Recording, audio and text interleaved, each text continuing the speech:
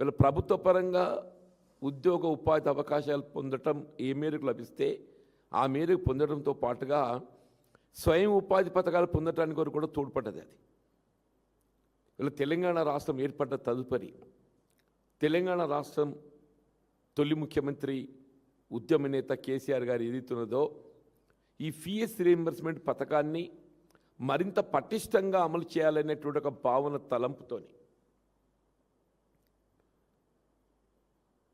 ఇవాళ దాన్ని ప్రతి నిరుపేద కుటుంబానికి ఏదైతుందో ఏ విధమైన ఆర్థిక భారం లేకుండా వీళ్ళు కేవలం కళాశాలలో చేరడం మట్టుకే విద్యార్థి బాధ్యత. కళాశాలలో చేరటం దానికి కావాల్సినటువంటి ఒక అప్లికేషన్ ఫార్మాలిటీస్ వరకు మాత్రమే విద్యార్థుల బాధ్యత. దానికి కావాల్సినటువంటి ఒక ఆర్థిక వనరుల సమకూర్పు ఏదైతుందో ప్రభుత్వ బాధ్యత. ఆ విధంగా కొనసాగించినటువంటి యొక్క ఈ ఫీజు రీయింబర్స్మెంట్ పథకం దశాబ్ద కాలం ఇవాళ సక్సెస్ఫుల్గా అమలు చేయబడ్డ తదుపరి ఏదైతుందో ఇలా మనకు తెలియంది కాదు. మొన్నటి 2023 ఎన్నికల్లో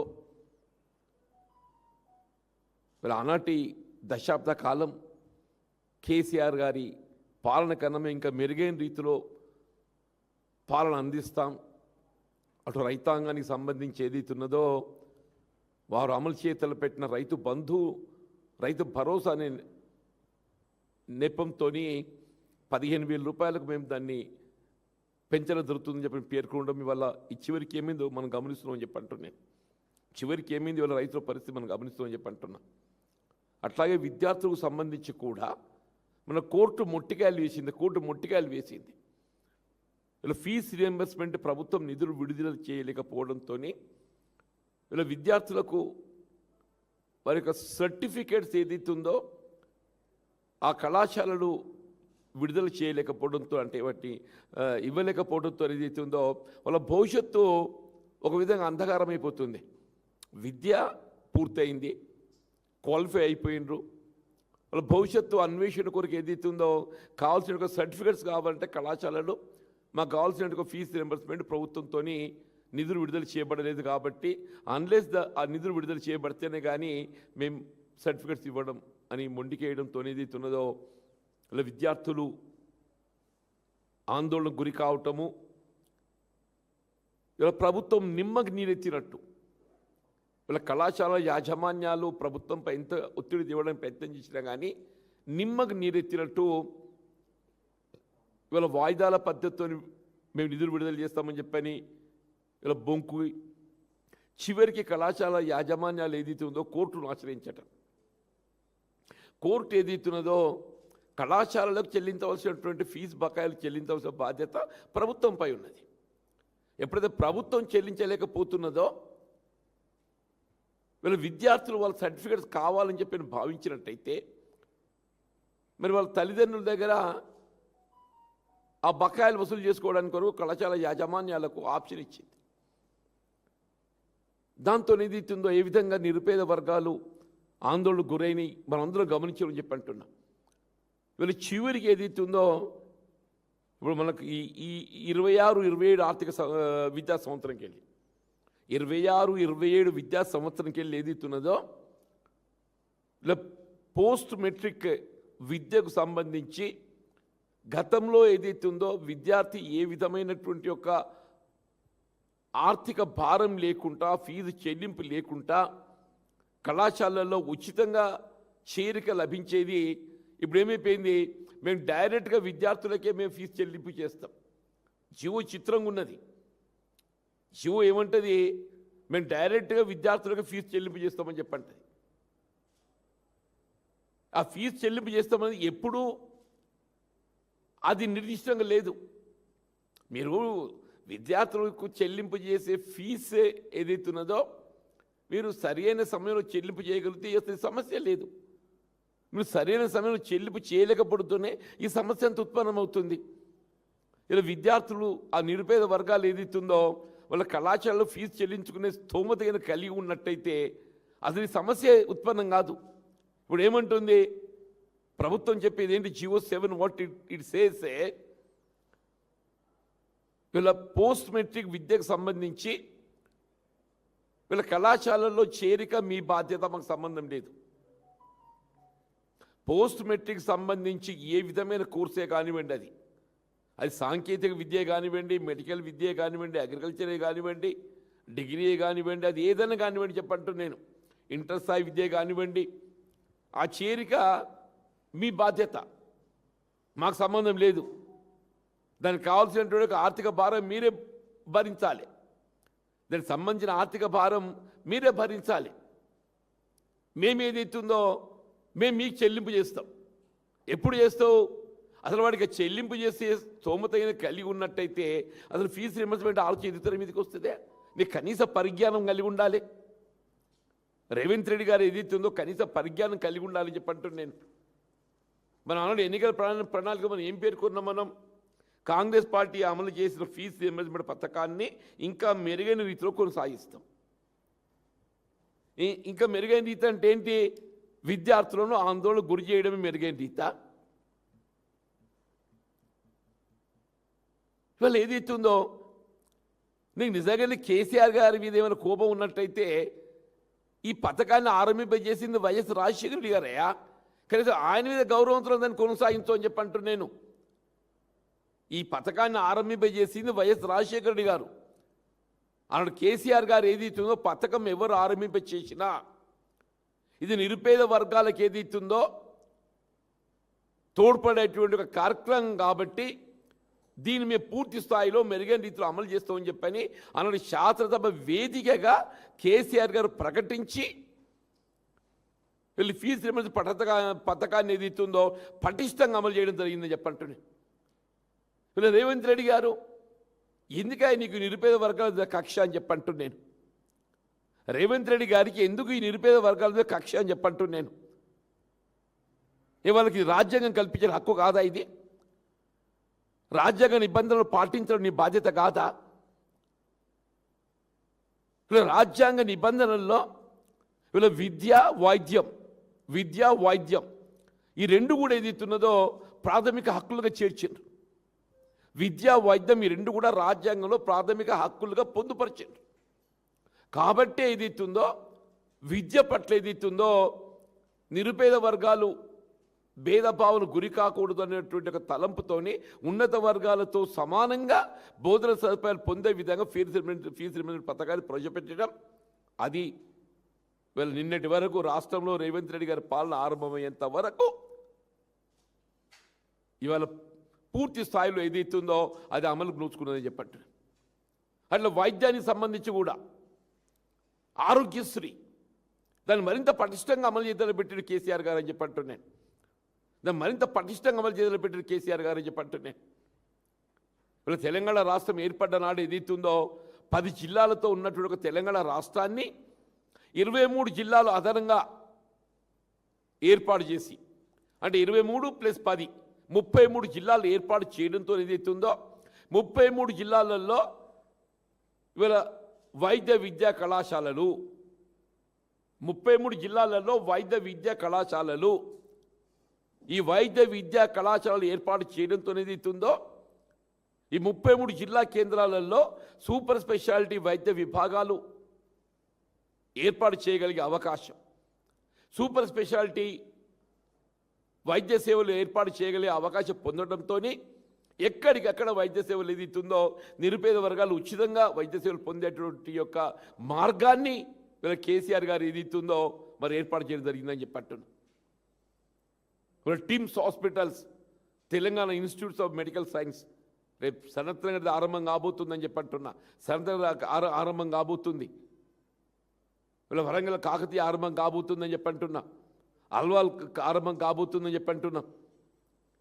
అంటే అటువంటి కార్యక్రమాలు ఇవాళ కేసీఆర్ గారు ఏదైతుందో ఆరంభింపచేసి తెలంగాణ రాష్ట్రాన్ని ఏదైతుందో దేశంలోని అగ్రగామిని నిలిపితే ఇలా రేవంత్ రెడ్డి గారు ఏం చేస్తున్నారు? కేసీఆర్ గారు చేసిన మంచి పనులు కనబడకుండా చేయాలి.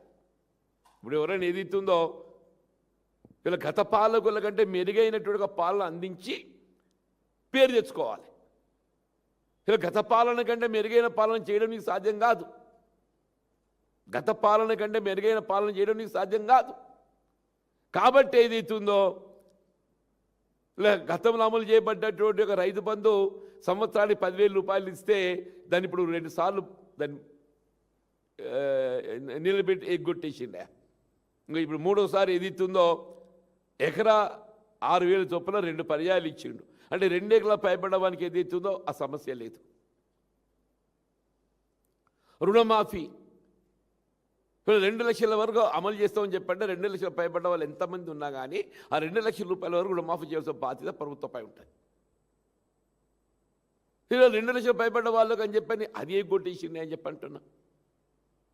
నువ్వు రుణమాఫీ ఎగ్గొట్టేసిండు, రైతులకు పెట్టుబడి కల్పన ఎగ్గొట్టేసిండు. నువ్వు ఏ విధంగా కనీసం చదువు ఇక చదువుకుంటే విద్యార్థులు ఏదైతే ఈ దేశ భవిష్యత్తు, ఈ తెలంగాణ రాష్ట్ర భవిష్యత్తు, అసలు తెలంగాణ రాష్ట్రం ఏర్పాటుకి ఏదైతుందో మూలం వీళ్ళు విద్యార్థులు నిరుద్యోగ యువత అని చెప్పంటున్నా. తెలంగాణ రాష్ట్ర ఏర్పాటు ఉద్యమానికి మూలం ఏదైతుందో విద్యార్థులు నిరుద్యోగ యువత అని చెప్పంటున్నా.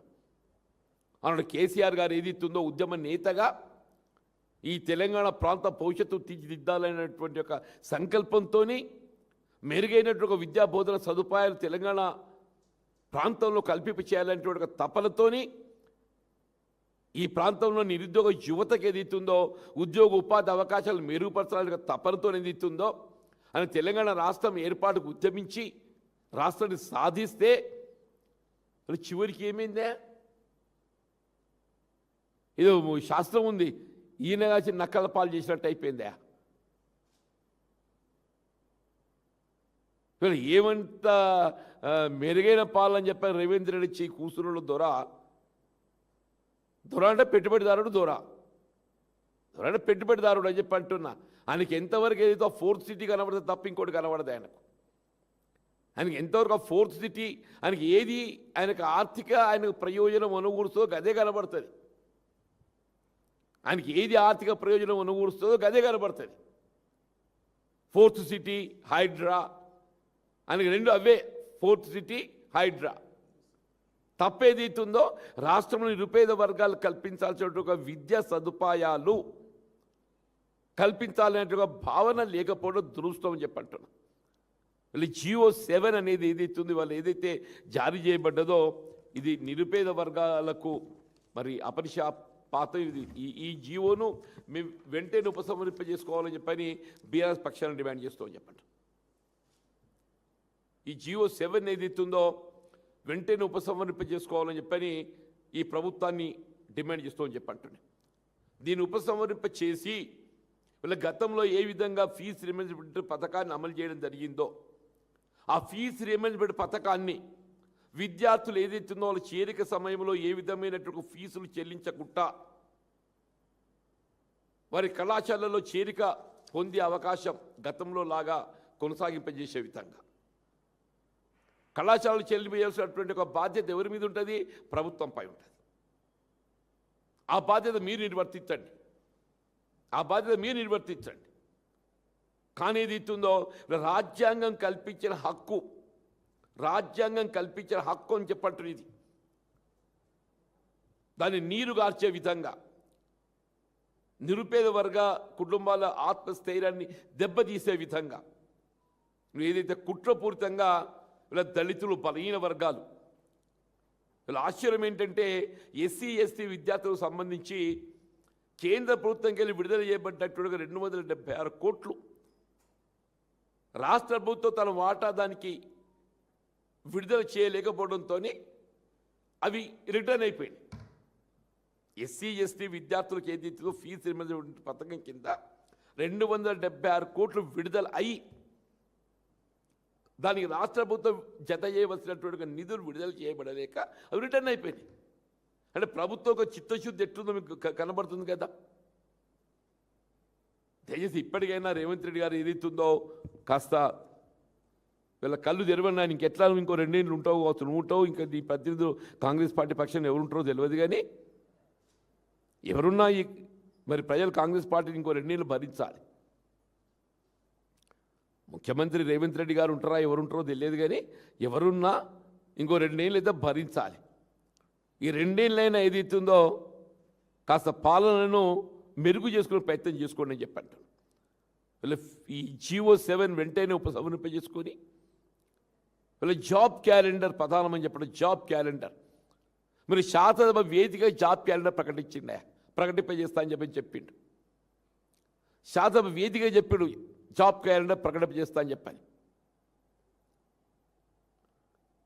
మొదటి సంవత్సరం 2 లక్షలు అన్నాడు, తర్వాత 1 లక్ష అన్నాడు, ఇప్పుడు 3 లక్షలు పోయేమైంది 60,000 అన్నాడా. ఇచ్చిందేంటి 17,000, ఇచ్చిందేంటి 17,000, చెప్పిందేంటి 3 లక్షలు, చెప్పిందేంటి 3 లక్షలు అమలు చేయాలి, అమలు చేసింది ఎంత 17,000. ఆర్భాటంగా జాబ్ క్యాలెండర్ ప్రకటన చేస్తా అని చెప్పాడు. ఏదే జాబ్ క్యాలెండర్?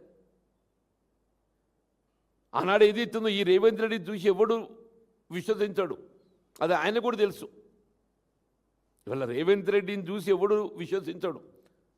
అందుకే వరంగల్ డిక్లరేషన్ రాహుల్ గాంధీని పట్టుకొచ్చిండే. రైతు డిక్లరేషన్ కొరకు ఏది ఇస్తుందో రేవంత్ రెడ్డి గారు ఎవరు నమ్మడు అని చెప్పని రాహుల్ గాంధీని పట్టుకొచ్చి రైతు డిక్లరేషన్ చెప్పించారు. ఇలా విద్యార్థులు నిరుద్యోగ యువత కూడా రేవంత్ రెడ్డి గారు ఎవరు నమ్మడు కాబట్టి ఏదైతుందో రాహుల్ గాంధీ గారిని అశోక్ నగర్ పట్టుకపోయాడు. కనీసం గాంధీ కుటుంబం పట్ల విశ్వాసంతోనైనా గౌరవంతో ఏదైతుందో నమ్ముతారో అని చెప్పినట్టుగా భావనతోని వాళ్ళ రైతు డిక్లరేషన్ చెప్పించిండు. ఈడ రాహుల్ గాంధీని పట్టుకపోయి అశోక్ నగర్ పట్టుకపోయిండా అధికారానికి వచ్చిండ్రు. మరి రాహుల్ గాంధీ గారు ఏదైతుందో ఇవాళ అశోక్ నగర్ రాగలుగుతాడా? ఇలా రేవంత్ రెడ్డి గారు అశోక్ నగర్ పోగలుగుతాడా? దయచేసి ఏదైనా కానీ ఈ GO7 వెంటనే దీన్ని ఉపసంహరింపజేసుకొని యథావిధిగా గతంలో ఏ విధంగా ఫీజు రీయింబర్స్మెంట్ పథకం అమలు చేయడం జరిగిందో ఇప్పుడు కళాశాలకు చెల్లింపు చేయవలసిన ఒక బకాయిలు దాదాపు 10,000 కోట్ల పై చిలుకున్నాయి. కళాశాలలకు చెల్లింపు చేయవలసిన ఒక బకాయిలు 10,000 కోట్ల పై ఉన్నాయని చెప్పంటున్నాను. ఆ 10,000 కోట్లు చెల్లింపు చేస్తేనే కానీ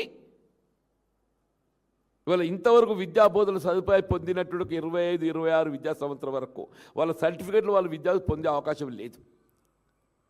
ఇలా ప్రభుత్వం ఏది ఇస్తుందో వెంటనే కళాశాలకు చెల్లింపు చేయవలసినటువంటి యొక్క ఆ ఫీజు బకాయిలు 10,000 కోట్లు ఏవైతే అవి చెల్లింపు చేయండి.